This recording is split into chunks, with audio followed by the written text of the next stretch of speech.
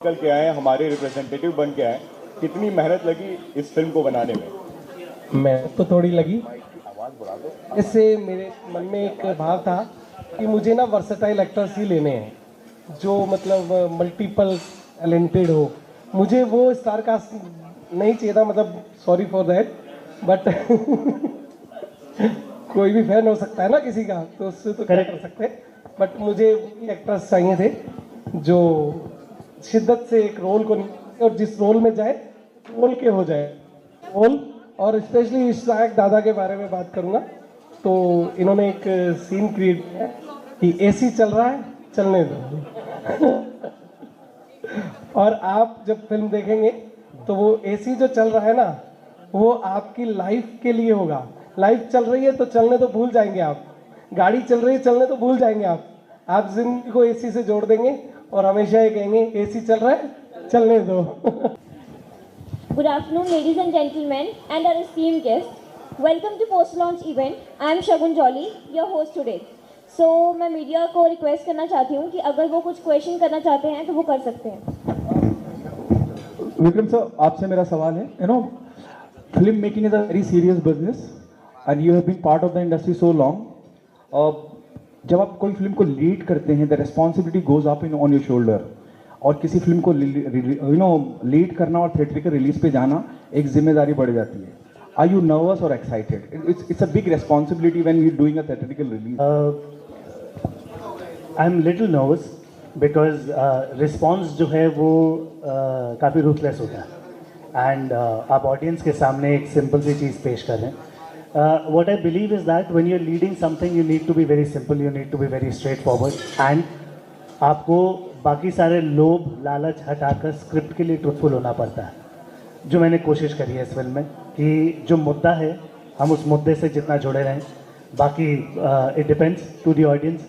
We have tried a level best to remain as true as we can and काफ़ी सारी सच्ची कहानियाँ हैं जो कि हमने सच्ची घटनाएँ हैं, कहानियाँ हैं जो कि हमने इस फिल्म की स्क्रिप्ट में इनकॉर्पोरेट किया उन्हें। और वो जिस तरीके से स्कीम्स बनाई जाती हैं, जिस तरीके से सारी चीज़ें होती हैं, हम काफ़ी सारी डिटेल में घुस के उसको एक्सप्लेन करने की कोशिश की है। But that's a very serious matter and it's very experimental also. But ठीक है, अब वो वाली बात है ना कि रिस्क है तो इश्क है, वही चीज़ है इधर भी। विकास, आपसे पूछना चाहूँगा, बहुत इंपॉर्टेंट मुद्दा है और कहीं ना कहीं ये एक ऐसा इंपॉर्टेंट मुद्दा भी है जहाँ इस तरह के जाल में या इस तरह की नेटवर्किंग में हमेशा से एक आम आदमी मिडिल क्लास फंसता है और कई बार हालात ऐसे हो जाते हैं कि वो सुसाइड करने तक पहुंच जाता है और कर भी लेता है। The film carries a very important message to the society. Don't you think it has to be tax free? You should be in touch with central और the state ministry to make the film tax free. इस film को basically message देने के लिए नहीं बनाया। ये film basically पूरी तरह से एंटरटेनमेंट बेस्ड है। हमने क्वेश्चन मार्क रेज किया है। It's up to audience, it's up to you कि आप उसको किस तरह पॉजिटिवली और नेगेटिवली, चॉइस इज योर्स।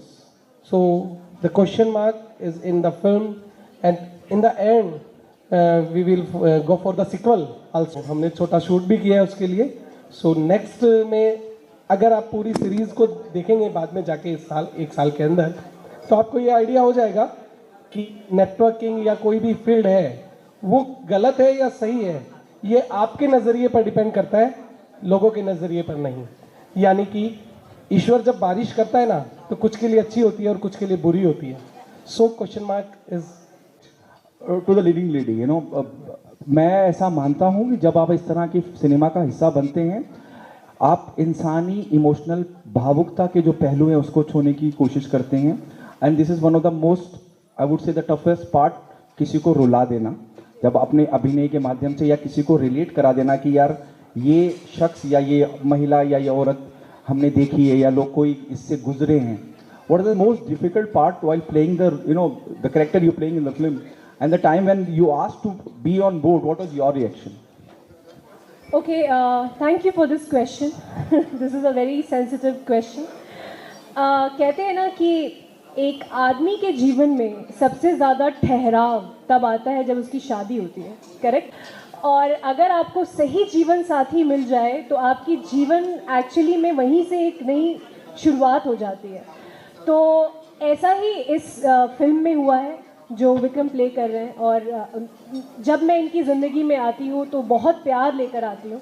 और इस औरत ने अपने पति को इतना प्यार दिया है, इतने दिल से उसे चाहा है कि जब भी वो जीवन में कहीं भी उसे ऐसा लगा है कि वो बुरी तरह से फंस चुका है, क्योंकि एक आदमी, हम सब हमेशा औरतों की बात करते हैं लेकिन एक्चुअली में आदमी बहुत करता है अपने बच्चों के लिए, अपनी औरत के लिए, तो उसके लिए एक ज़ोरदार तालियां होनी चाहिए। बिकॉज ये हमेशा अननोटिस चला जा रहा है कि एक इतना कुछ कर रहा है, एक औरत को अपने घर को प्रोवाइड करने के लिए स्ट्रेंथ देता है, तो वो आदमी बहुत कुछ कर रहा है इस पूरे नेटवर्क में, पूरे जाल में। लेकिन जब भी वो टूटा है, उसने अपने प्यार को याद किया है, वाइफ को याद किया है और फिर से उठा है और फिर से लड़ा है।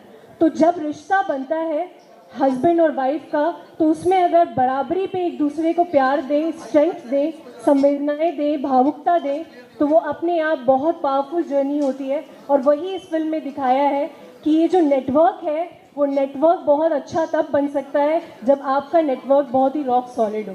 So that you will see in this film. Hello hello